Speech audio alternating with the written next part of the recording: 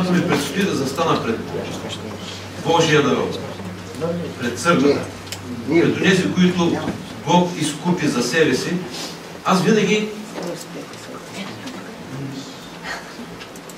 не се коя дума да употребя. Вълнувам се или притеснявам се. Защото за мен не мога с безразличие да го направя. Защото ако за Бога вие сте толкова ценни, че Той не пожали най-ценното си, но го даде, как да стоя аз с безразличие и с равнодушие пред вас? Разбира се, Бог гледа на всичките свои изкупени по един такъв специален начин. И така, моето вълнение, моето притеснение понякога до някъде ми създава дискомфорт. Но в крайна сметка аз смятам това за абсолютно нормално. Защото ако е пък обратното, това означава, че всичко е толкова безчувствено в мене. И тази сутрин аз не знаех. Някой път аз се опитвам и аз знам какво Бог ми е дал за седмица напред. Но не винаги е така. Някой път до последния момент аз знам, в едно нещо съм 100% сигурен, че ще говориме за Бога, за Неговата любов. И това е 100% сигурното. Но подробностите някой път аз не ги знам почти до момента, в който трябва да се изправя. И когато си лягам в събота вечерта и когато знам, че в неделя, ако вече Словото от Бога не е дошло в мене, когато аз съм така леко притеснен, аз лягам с молитвата: Господи, нека утре Твоето Слово да слезе, да ме изпълни, за да мога и аз да кажа необходимото пред моите братя и сестри. И благодаря на Бога, че досега Бог винаги е отговарял на молитвата ми. Къде по-сухо, къде по-постничко, но винаги е имало някаква храна. Тази сутрин Бог беше много щедър към мене. И аз се събудих с една картина. Но това не беше само нещо, което го виждам. Аз можех, без да чувам физически глас, аз можех да разбера мислите на Бога. Това малко по-късно. Днес е ден, в който ние ще възпоменеме, ние ще размишляваме страданията, жертвата, смъртта на нашия Господ Исус Христос, чрез която ние имаме достъп до Бога. Това е пътят, истината и живота. И потърсих някакъв разказ, намерих за няколко се сетих, че вече съм ги споделял пред църквата. Искам да започна с един такъв разказ за любовта. Какво води или какво произвежда любовта вътре в нас? Понякога, както е в този случай, любовта ни кара да вършим неща, които изведнъж като че ли се оказват без смисъл. Но въпреки всичко, по-добре е да вършим неща от любов, отколкото неща без любов. Няма значение какъв е резултата. Тоест, резултата винаги е добър. Нека да чуем разказа. Прочетах го в два варианта и си избрах единия. Едно младо семейство. Срещнали се усетили, че Бог ги е създал един за друг и се събират в семейство пред Бога. Не винаги обаче живота на тази земя е лесен, не винаги имаме достатъчно добра работа или изобщо не винаги имаме работа, за да можем да живееме така, както искаме. Така било и с това семейство. Те били бедни. Наели си квартира, която трябвало всеки месец да плащат. Работил само мъжът в това време. Наближавал празника Рождество Христово. А това е времето, когато хората си разменят подаръци. Жената стояла в къщи и си казвала, остават само няколко дни. Мъжът давал на нея всичките пари, които изкарвал, и тя трябвало да се грижи за храната, за квартирата, за всичките разходи. И тя се стремяла да не харчи нищо излишно.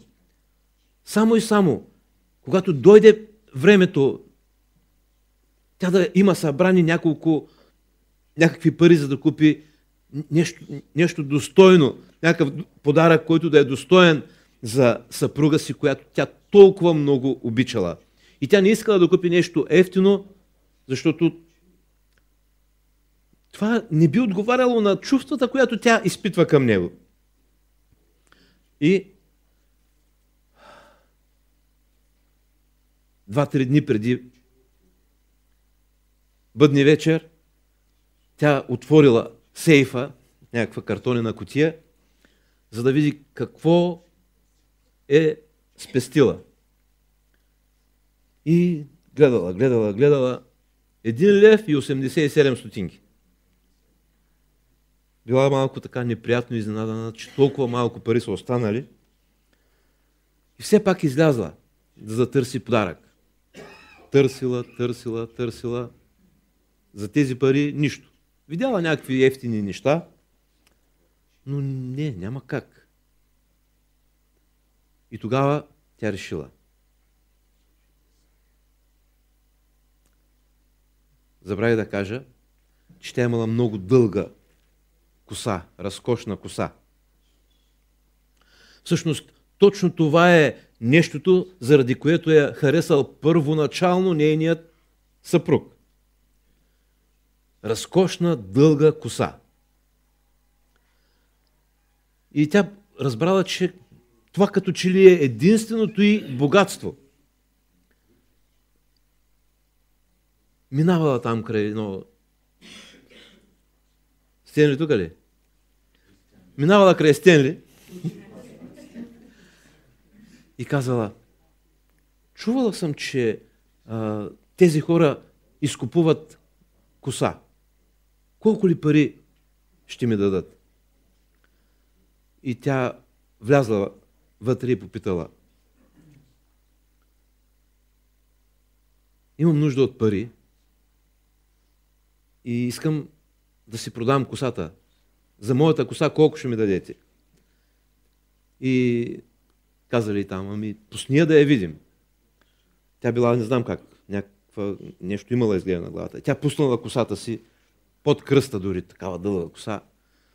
Тези хора там много се зарадвали, казали, 20 лева имаш веднага. И тя казала, не, няма сега, но до 2-3 дни аз ще дойда. И те казали, добре, когато и да дойдеш, 20 лева ги имаш за тази коса, която имаш. Прибрала се, тя не се прибрала, но вече започнала да търси за 21 лев и 87 стотинки нещо. Ходила, обикаляла, изведнъж погледът е бил привлечен от една много красива... по това време ръчните часовници още почти не се ползвали, всички ползвали джобни часовници и това, което как са виришка нещо. Тя видяла някаква такава виришка, която щяла много да подхожда на красивия часовник на своя съпруг, който бил наследство от дядо му. Той много си го харесал, много го обичал и в къщи често го почиствал, редовно го навивал, гледал го и му се радвал като на едно много голямо богатство. Но пред хората той много рядко или съвсем скришом поглеждал към часовника си, защото веришката му била много стара, захабена и той нямало как да се гордее с нея. И той само го изваждал бързо и отново пак го прибирал, само да види колко е часа. И тогава съпругата му решила: ще му купя тази красива веришка, която ще подхожда точно на часовника на моя съпруг. И тогава той няма да се срамува, когато го изважда пред приятелите си. И така, на 24 декември, рано сутринта, отива в студиото и отрязва ти косата там до някъде си, не знам сега точно колко, дава ти 20 лева, тя се слага някаква шапка или нещо на главата, отива, купува веришката, даже тя струвала точно 20 лева за 1 лев и дали и хубава кутийка и тя се върнала в къщи радостна за онова, което купила за своя любим съпруг. Някой вече знае ли я тая?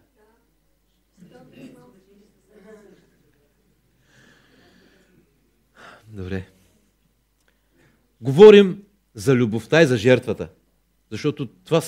Защото другото име на любовта е жертва. Защото за да съм готов да жертвам, да се жертвам, коя е причината, заради която аз се жертвам? Истинската причина е любов. Разбира се, че могат да бъдат и други причините. Но истинската жертва е водена от истинска причина. И това е любов. Тази жена жертвала красотата си, жертвала най-ценното нещо в себе си, защото обичала съпруга си и искала да му подари красив подарък. И така, мъжа й щял да се върне след няколко часа, тя решила да оправи остатъка от косата си, накъдрила я, приличала някаква манекенка, такива, нали ги знаете, дето ходят като мъже. Но в крайна сметка тя била вече готова, сложила кутийката с подаръка близо до себе си и чакала момента, в който ще влезе съпруга ти, но имала и притеснение. Дали няма да се разсърди, че аз вече не изглеждам по начина, по който той ме харесваше до сега. Но, както и да е, станалото станало. Тя стои и чака. По едно време тропотът на обувките на съпруга и той си изтупва обувките от снега. Валяло точно този ден сняг. Това не беше в разказа. Влиза вътре и се вторачва в жена си. И тя вижда на лицето му ужас от това, което той вижда в нея. И казвам, аз съм същата, аз съм твоята любяща съпруга. Направи го от любов към тебе. Моля ти се, тя, нали знаеш, косата ми пак ще порасте. Но аз исках, нямаше как да не ти засвидетелствам любовта си. И това беше единствения начин. След малко той се окупитил. Да го видя сега, ще го приведе.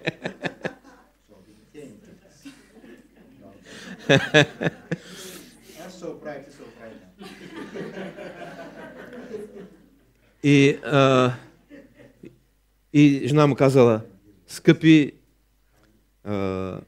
съпруже, това е моят подарък за тебе по случая Рождество Христово. Тя отворила кутийката и вътре била красивата веришка за часовника. От сега нататък няма нужда да се притесняваш, когато изваждаш часовника си пред приятелите. Тази красива веришка напълно е достойна за твоят превъзходен часовник. Мъжът в това време извадил нещо зад себе си и той носил някаква кутийка. И казал: скъпа моя, това е моя подарък за тебе. И те си разменили кутийките и всеки отворил кутийката си и се любувал на подаръка си. Между другото, съпруга е казал: виж какво, нищо не може да промени отношението ми към тебе. Напротив, аз още повече те обичам тогава, когато виждам, че и ти си готова на всичко заради мене. Тогава, защо толкова се стъписа, като ме видя? Попитала съпругата. Той казал: виж какво, хайде сега да си сложим подаръците някъде. Те са толкова големи, че няма как да ги използваме в този момент. Защото подаръкът, който той поднесъл на съпругата си, били 2 красиви златни гребена.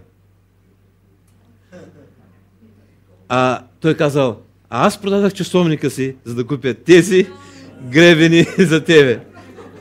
Така че нито веришката, нито гребените ще ли да влезат в употреба, но истината за любовта между хората остава такава, че няма значение какви са обстоятелствата. Ако хората се обичат, това е напълно достатъчно. И ако хората, които сме несъвършени и в любовта си, несъвършени в мислите си, в всичко, нашите дарове наистина не могат да направят съвършен мирът и радостта в хората. Но затова пък Бог, който е съвършен в всичко, чрез жертвата, която Той направи за нас, ни дава съвършен мир и всичко това, от което сме се нуждаели, ние имаме пълно задоволство в Него. Така че това беше разказа. Не се сещам аз да съм го чел преди това, така че най-вероятно не съм го казвал. Не запомних автора. Имаше си там един човек, както и да е. Сега вече да дойдем на разсъжденията върху Божието Слово. Преди това още един разказ. Не разказ, а това е въпрос. Аз мисля, че тук всички са ходили на училище. Други ходят. И онова, което аз се сещам от моите ученически години, по време на уроците ми по български език и литература, ние често напътствани от нашите учители бяхме провокирани да откриваме смисъла и значението на онези творби, които сме изучавали. Защо автора е написал това? Какво е имал в предвид? Какво е преживявал тогава, когато той е творил тази творба? И когато се впускахме в такива детайли, аз някой път си казвам: не е ли най-добре да попитаме тези хора? Някои от тях са все още живи. Какво са имали в предвид? Защо трябва ние сега да си мислиме? Няма по-достоверно мнение от мнението на този, който е създал дадената творба, от мнението на Твореца. Та, много пъти и ние си задаваме въпроси.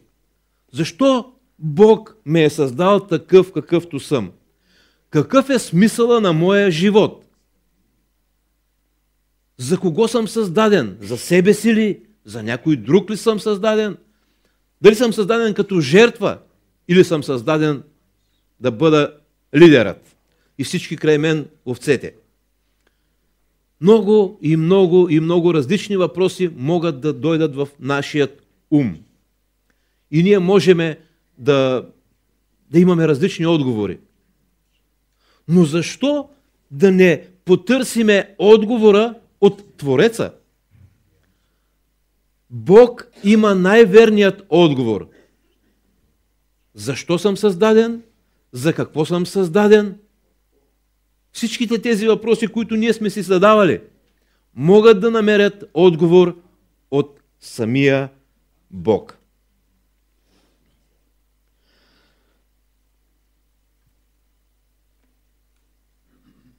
Бог е Бог, който не мълчи. Бог е Бог, който се изявява.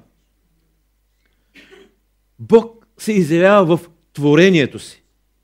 Тогава, когато ние гледаме величието на Неговото творение, ние му се възхищаваме. Бог се изявява чрез Словото си. Тогава, когато ние отворим страниците на Библията, ние научаваме повече и повече за Бога. Ако Бог искаше да остане в тайна, Той нямаше да не се открива. Той ни дава своите откровения. Какво означава откровение? Нещо, което не ми е ясно, Бог да го направи да ми стане ясно. Той ми открива онова, което аз не съм знаел. Така че Бог иска да бъде познат. И в посланието към евреите ни се казва, ние скоро го четахме, че Бог, който в старо време говореше чрез пророците си, в днешно време ни говори чрез Сина, чрез нашият Господ Исус Христос. Когато Господ Исус дойде, аз откривам някои нови неща, които Той донесе като знание за Бога. Той каза така: а вие, когато се молите, молете се така: Татко наш, който си на небесата. Той донесе истината за Бога, че Той е като наш баща. Друго, което Той ни открива, Той самият наричаше своите последователи приятели.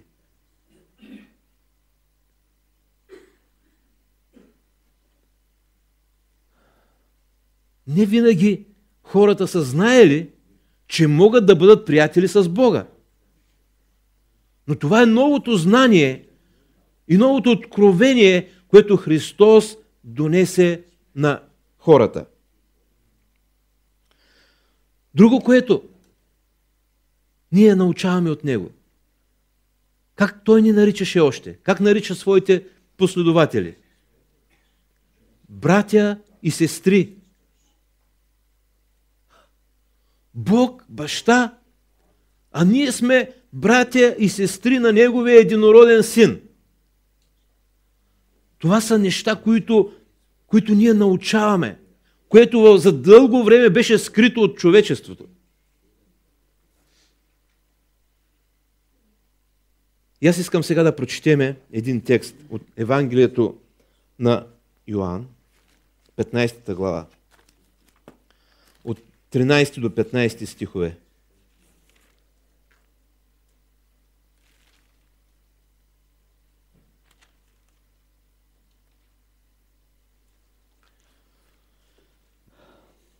Никой няма по-голяма любов от това да даде живота си за приятелите си.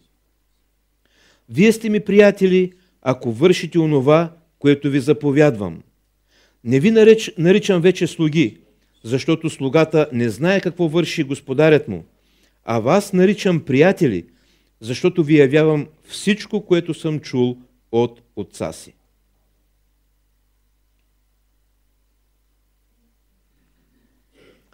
Вие сте ми приятели, когато вършите моите заповеди. Братя и сестри, има много хора по целия свят, които имат голяма ревност за Бога.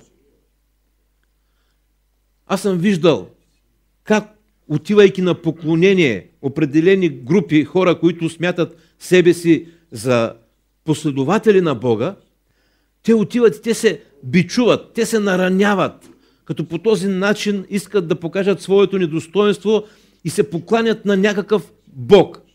Един въпрос. Това истинския Бог ли е? Питайте ги тях обаче. Те смятат. Вие сте ми приятели, ако вършите онова, което ви заповядвам. Няма как. Може да го правя с голяма ревност. Може да го правя по моя начин. Това е лъжа. Това не радва Бога. Много пъти и ние помежду си се уважаваме по нашият си начин. Някой ме уважава. Що така аз не го усещам? Вие сте ми приятели, ако вършите онова, което ви заповядвам. Това е едно велико твърдение. Първо, че Господ ни нарича приятели. Какво означава да бъдеш... Какво означава самата дума приятели? Приятел.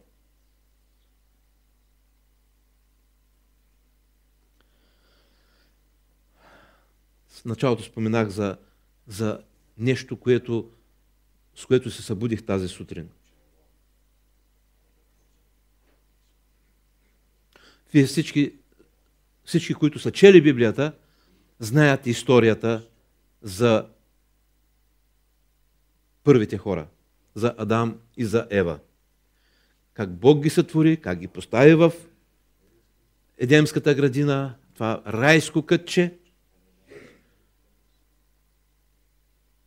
и как им каза това да и това не.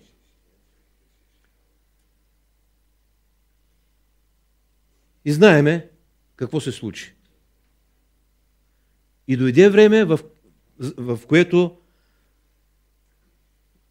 хората, които избраха да вървят по друг път, не по Божия път, трябваше да напуснат това прекрасно място. И аз точно това дойде в моят ум. Точно момента, в който Адам и Ева, картината беше такава. Прекрасен райски кът. И Господ, основната картина е райския кът. Господ е почти в края. И има нещо като ограда. Има някаква врата. През тази врата току-що са излезли Адам и Ева. Те не се виждат. Но аз знам, че те току-що са излезли оттам. И мислите на Бога можах да ги чуя. Когато Той казва уж на тях, но те едва ли го чуваха. Той им казваше така: Вие избрахте неизвестното, тъмнината, неприятностите. Но аз ще ви намеря, ще дойда при вас. Вие сте моите приятели.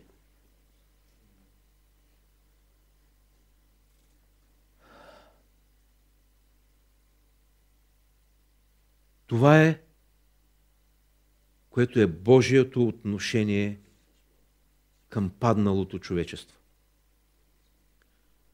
Защо? Говорихме, ние е добре да знаеме защо Бог ни е създал. Като какви ни е създал? Бог ни е създал за себе си. Бог не ни е създал за ада. Човека някой път сам избира да отиде там. И то не защото не знае какво е там, но защото слуша измамителни духове.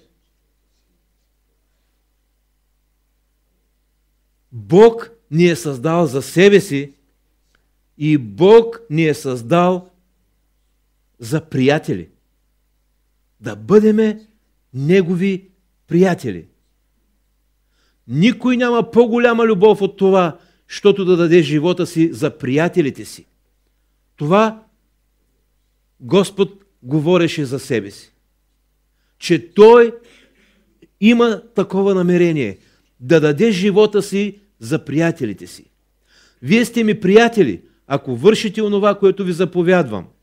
Не ви наричам вече слуги, защото слугата не знае, що върши господарят, а вас наричам приятели, защото ви явявам всичко, що съм чул от отца си. Ето, това е. Бог ни е създал за себе си и да му бъдем приятели. Да помислим още малко. Какво е това приятел?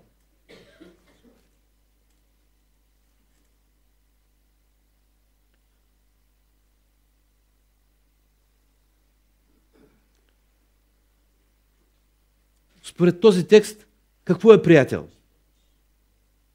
Приятел е онзи човек, с който можеш да споделяш всичко. Да споделяш радостта си, да споделиш за мислите, грижите си, които имаш, страховете си. Има много видове хора, с които ние се срещаме. Аз мога да ги разделя основно на 3 групи. Непознати, хора, с които може да се разминаваме, но нито той ме познава, нито аз го познавам. Другата група са познати.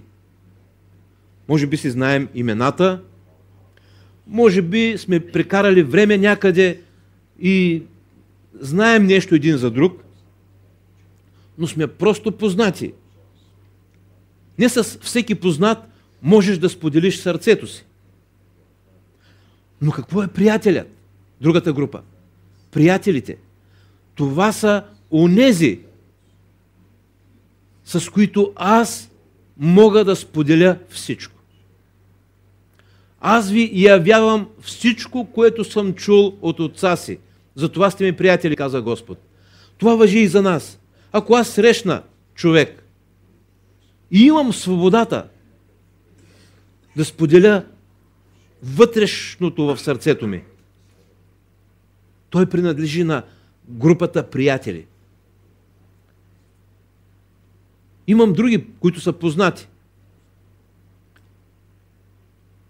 С такъв човек се поздравявам, пожелавам му всичко най-добро, изпращам поздрави до някой друг познат. И толкова.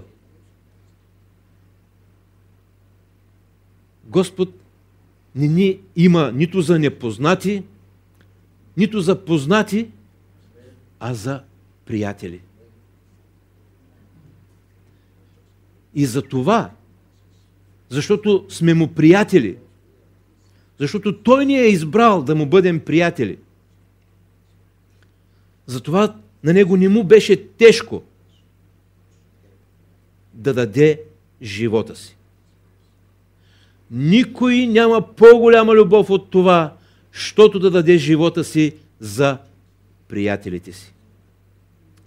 Някой път ние го взимаме просто е така, като клише. Ами Господ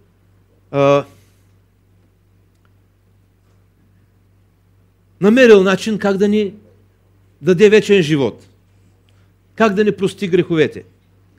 Братя и сестри, ако ние четеме Библията, ние ще видим Бог в Неговото величие. Понякога ние имаме в нашите представи Бог като един, който гледа от високо и от време на време ни дърпа ушите. Или пък един, който седнал някъде в ложата и чака ние да му изнесем някакво представление и да ни ръкопляска и да ни похвали. Не, Бог е личност. И Той обича повече от мене и от тебе. И Той може и да страда повече от мене и от тебе. Той може да преживява нещата по-силно от мене и от тебе. Ако ние казваме, че сме по Негово подобие, ние можем да разберем какъв е Бог. Само че в непреодолимо по-големи не само размери, ами как да го нарека. Той е неограничен както в любов, така и в всяко едно чувство. Това, което се е случило някога, не е било нещо, което Бог може така с безразличие да отмине. Не. Жертвата на Христос е толкова велико дело. Няма по-значително събитие в историята въобще. Когато аз чета моята Библия, се казва как Бог сътвори небето и земята. И не е ли това вдъхновяващо? Нямаше нищо, а сега е една красива планета. С такива езера, реки, дървета, поляни, цветя, храсти, животинския свят. Прекрасни неща.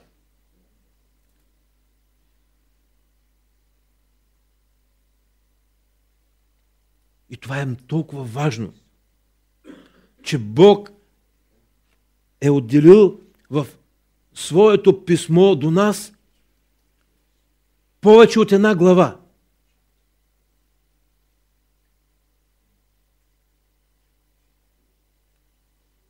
В Битие. А за нашето спасение. За спасението на човешките души. Има написано толкова много. Защо? Защото това е, което вълнува Божието сърце. Не толкова творението на неживата природа, а онова творение, което е част от него. Знаете ли, че моя и твоя живот се е появил тогава, когато нещо излезе от Бога. Бог създаде човека и той беше като една статуя. Но когато той вдъхна, когато нещо излезе от Бога и влезе в човека, тогава човека оживя. Ето защо, братко и сестро, ти си толкова ценен за Бога. Ти си част от Него. Ние сме част от Него. И затова нашето спасение е толкова важно за Него. И затова Той не само ни нарича приятели, но и действа спрямо нас като приятел. Готов да плати скъпа цена, готов да даде живота си.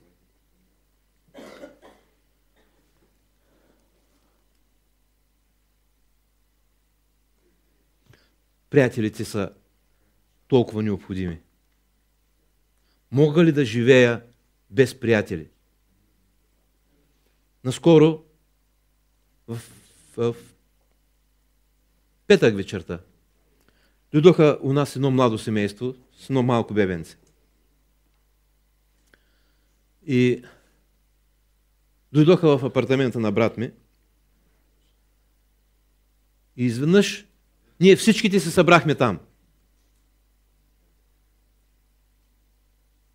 И това момче, което си е от стар християнски род, каза: ей, това е най-голямото богатство.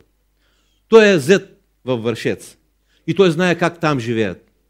И изведнъж той го видя това нещо още на едно място. И каза: от това по-голямо богатство няма. Толкова много хора да сте заедно.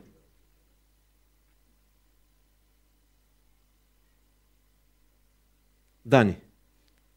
Не знам с другите дали го сподели. На мен ми го каза.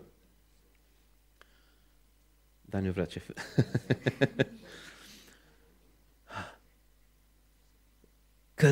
За къде сме без приятели? Труден е живота. Особено за тези, които веднъж са свикнали да живеят по този начин. Някой път някои ми се обаждат по телефона и казват: питат ме дали и днес имаме гости. И аз казвам: това са най-тъжните дни за мен, когато нямаме гости. Това е начин на живот, за който ние сме били създадени, да живеем заедно.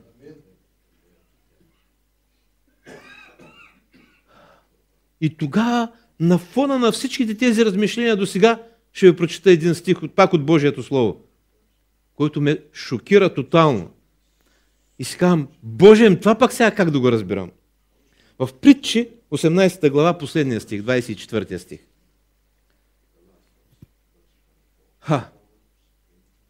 Като че ли всичко, което говорих до сега, трябва да го зачеркна. Човек, който има много приятели, намира в това погубването си. Дали това е вярно? Някой каза, че било вярно. Сигурно е вярно, защото е в Библията. Всичкото писание е боговдъхновено. Не може Бог да каже нещо и то да не е вярно. Тогава как да го разбираме?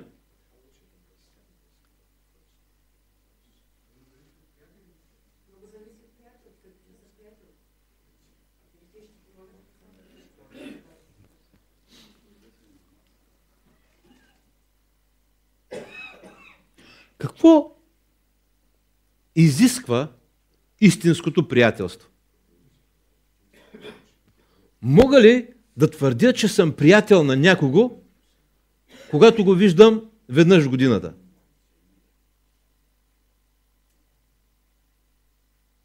Това не е приятелство. Ние сме добри познати с този човек.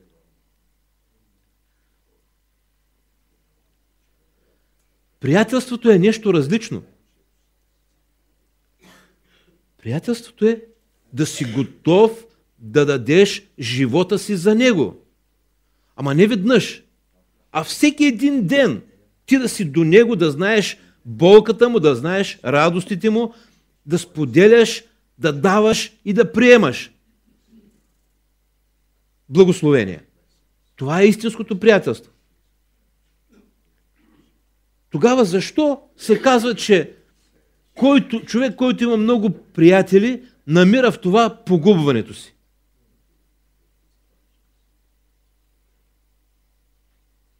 Ето какво вярвам, че Бог ми изпрати като отговор. Че броят на приятелите разваля качеството. Спомняме ли си какво казваше Христос? И това също не може да го разбира. Той казваше, за вас е по-добре аз да замина. Господи, как така? Когато ти си до мен, аз се чувствам много сигурен. Когато съм гладен, ще имам храна. Когато съм болен, ти ще ме изцелиш. Когато съм в буря, ти ще утешиш. Как така, Господи, сега ти ми казваш, че за мен било по-добре, ако ти си заминеш? Това не мога да го разбера, Боже. Обаче това истина ли е? Разбира се, че е истина. Истина е това, което Христос каза. Защо? Защото той не искаше да бъде приятел на 12. И той не искаше да бъде приятел на 70. Той искаше да е приятел на всички. Но неговото състояние в плът не му позволяваше това. И той за това казваше, за вас е по-добре аз да отида. Защото когато аз отида, аз ще ви изпратя Святия Дух. И той ще бъде моят представител във всеки един от вас.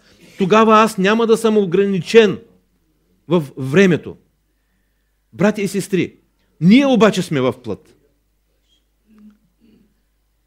И няма как да сме приятели на целия свят. Ние имаме някакъв капацитет. Ние можем да бъдем истински приятели не чак на толкова много хора. Можем да бъдем истински приятели и трябва да бъдем истински приятели с хората, с които живеем всеки ден, в мястото, в което Бог ни е поставил да служим. Това е нашата сфера на приятелство. Не, че другите ще ги отхвърлиме, но ние трябва да знаем приоритетите си. С този човек ще бъда добър познат. Когато го видя, мен ми е приятно. Но ако той ми отнема времето от истинските приятели, от онези, които са за моето всекидневие, това вече е верен този стих, че човек, който има много приятели, намира в това погубването си.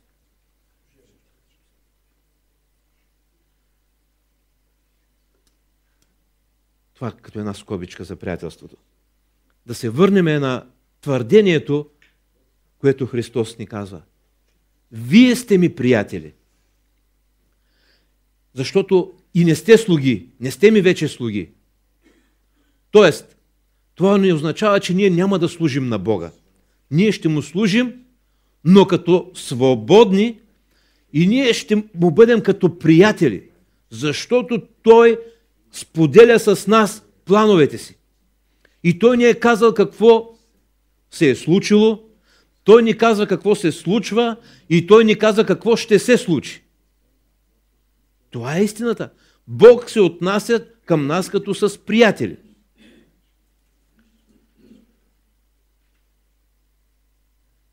Обаче в първият от 3 стиха никой няма по-голяма любов от това, щото да даде живота си за приятелите си. Това е, което Христос изрече и това е, което Христос извърши.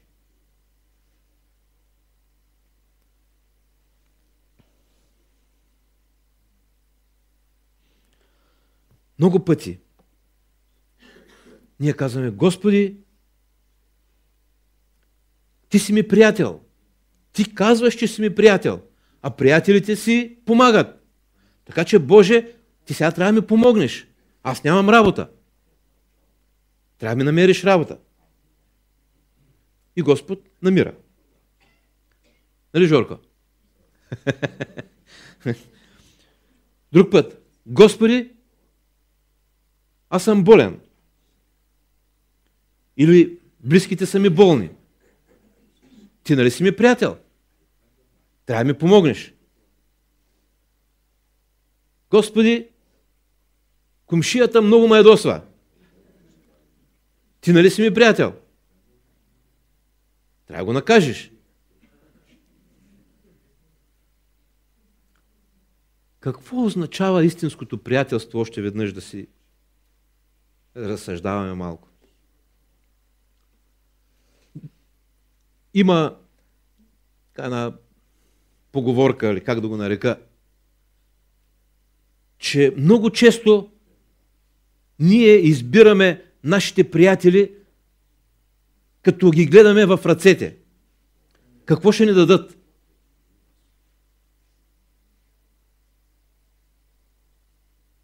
Как гледаме към Бога? Бог не е такъв приятел. Какво е получил Бог от мене? Нищо. И Той не ме е избрал за приятел. И не ме има за приятел, защото мога да му дам кой знае какво си. Не. Той ме е избрал и това е неговият избор. Той е взел решение и е поставил едно единствено условие. Ако аз приема жертвата на сина му като заместителска смърт заради мене, т.е. аз трябваше да умра, но Христос умря за мене и с вяра в това аз съм жив и аз съм приятел на Бога.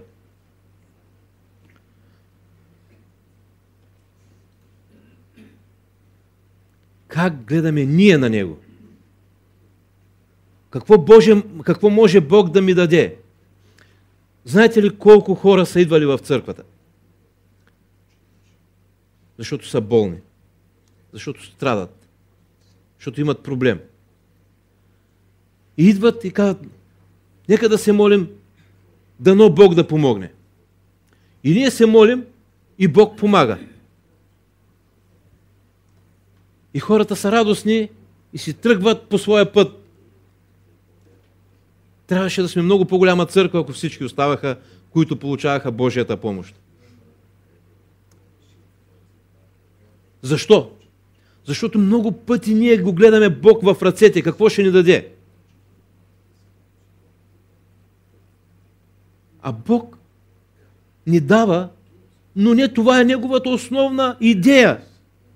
Той да бъде един, който само да ни пълни нощвите с хляб, портфелите с пари и така нататък.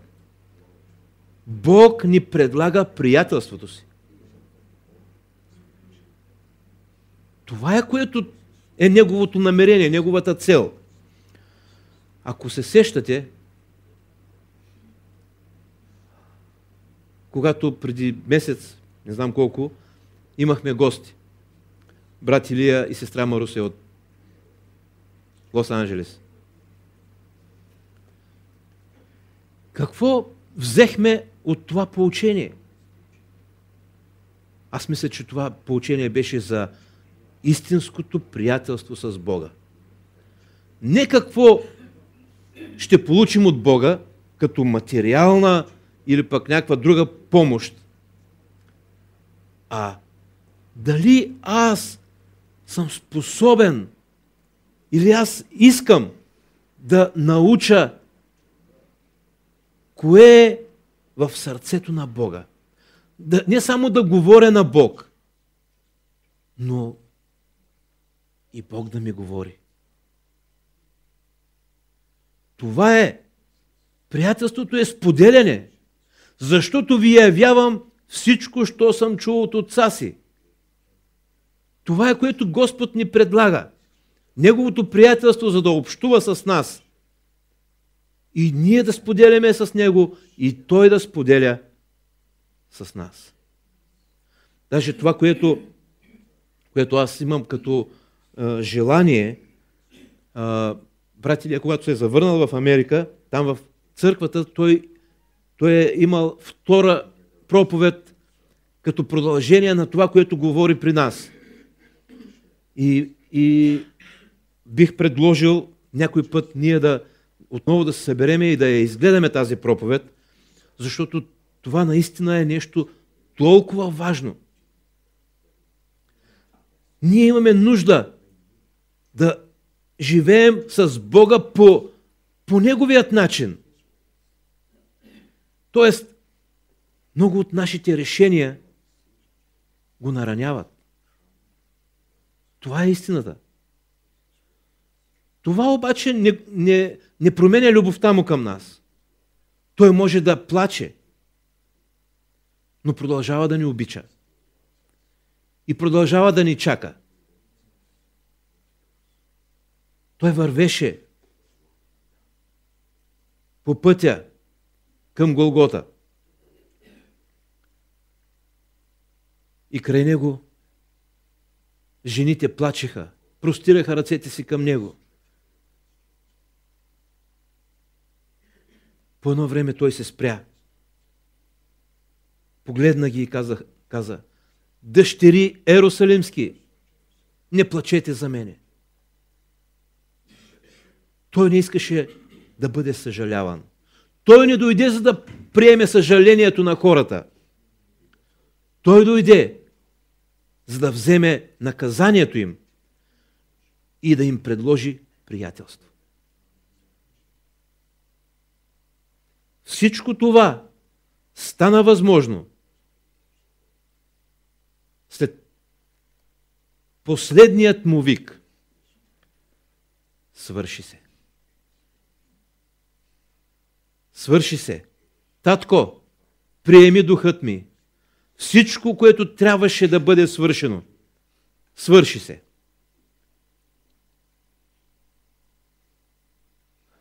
Той страда. Бит бе поради нашите прегрешения. На него дойде наказанието, докарващо нашият мир. И с неговите рани ние се изцелихме. Бог има най-доброто за нас. И то защото някой плати цена. И ние трябва да оцениме това. И да не правим нещата, както първите хора направиха. Те знаеха кое е правилното, но имаха нещо вътре в себе си, което ги караше. И това ще направя. О, той Господ сигурно не знае, но аз искам да бъда като Него.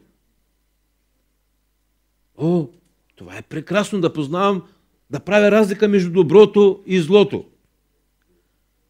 Това дърво ще ми даде това знание. Не желаяха нищо, кой знае колко лошо, нали? Да бъдат като Бога.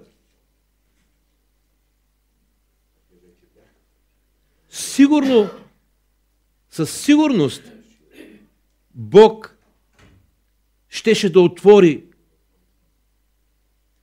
това в тях един ден. Но те избързаха. Колко много трудности и колко много страдания понася човечеството поради прибързаността си. Авраам, Бог му каза: ти ще имаш наследник от Сара и твоето потомство, ела, Аврааме, ела. Беше вечер. Ела, излез от палатката. Я сега погледни. Виждаш ли? Виждаш ли звездите? Господи, много е красиво. Ти си велик творец. Аврааме, друго искам да ти кажа. Твоето наследство, твоето потомство от сина, който ти ще имаш от Сара, ще бъде колкото звездите на небето и колкото пясъците край морето. И Авраам беше вярващ човек, нали? Повярва. И веднъж с Сара се стояха и си казаха: ей, Господ ни обеща голямо наследство. Ама нещо не стават нещата. Сара вика: Аврааме, може би пък Бог има нещо друго в предвид. Я влез една вечер при слугинята ми и тогава тя може да ти роди наследник и да се изпълнят Божиите благословения, които ти обеща Бог. Омръзна му на Авраам да чака. Какво се случва сега? Кои са най-големите проблеми на Божия народ? Не са ли тези, които дойдоха от прибързаността на Авраам?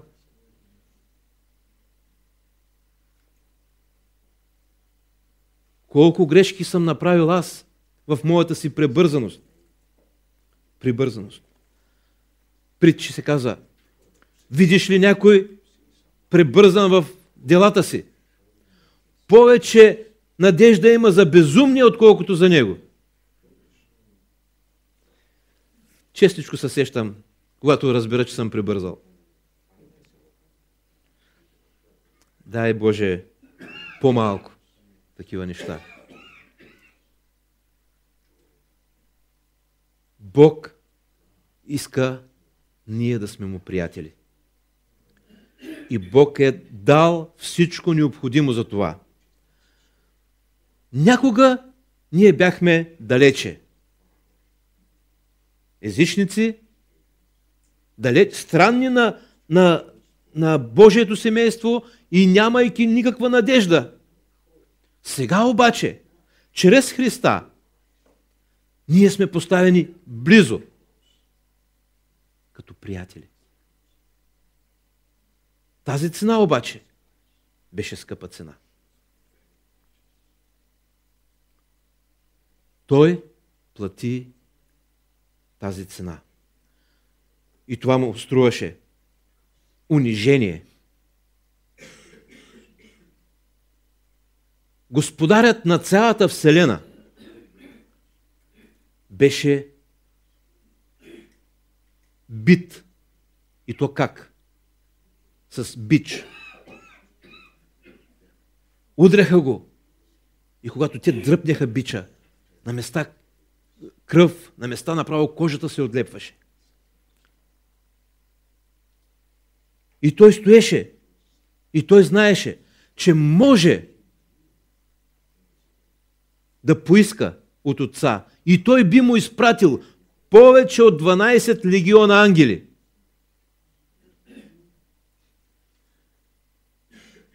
Пък защо ли му бяха ангелите? Само когато той каза: аз съм, всички паднаха. Защото в него имаше силата на цялото божество.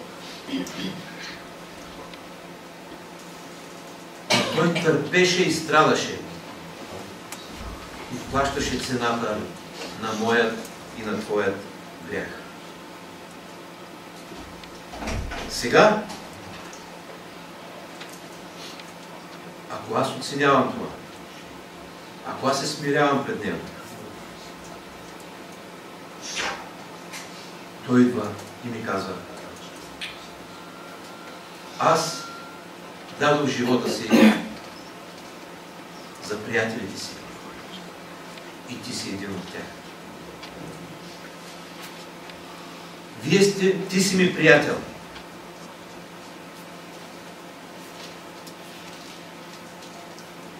Живей по правилният начин. Аз искам да споделям с тебе сърцето си. Дай ми време за това. Колко много искам това, което ви го казвам на вас, да го запечатам и да стане живот и в мен. Така че нека да се молим един за друг. Неговото слово да остане и да определя живота, да даде плод, да дава плод и той е изобилен плод. Боже, да ви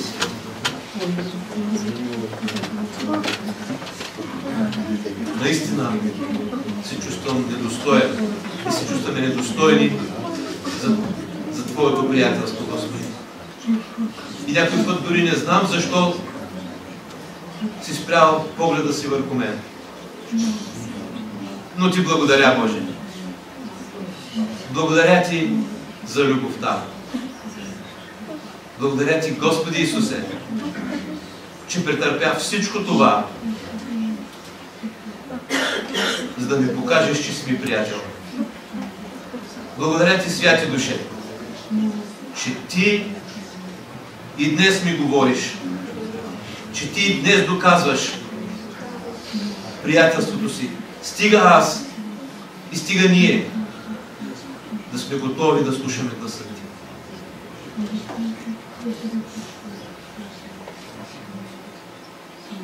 Да бъде благословено името Ти сега и завинаги.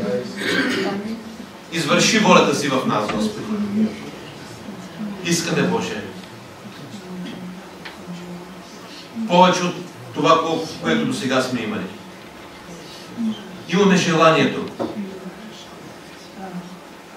Разбираме, че това е Твоята воля. Нека то да стане реалност в нашия живот. Амин.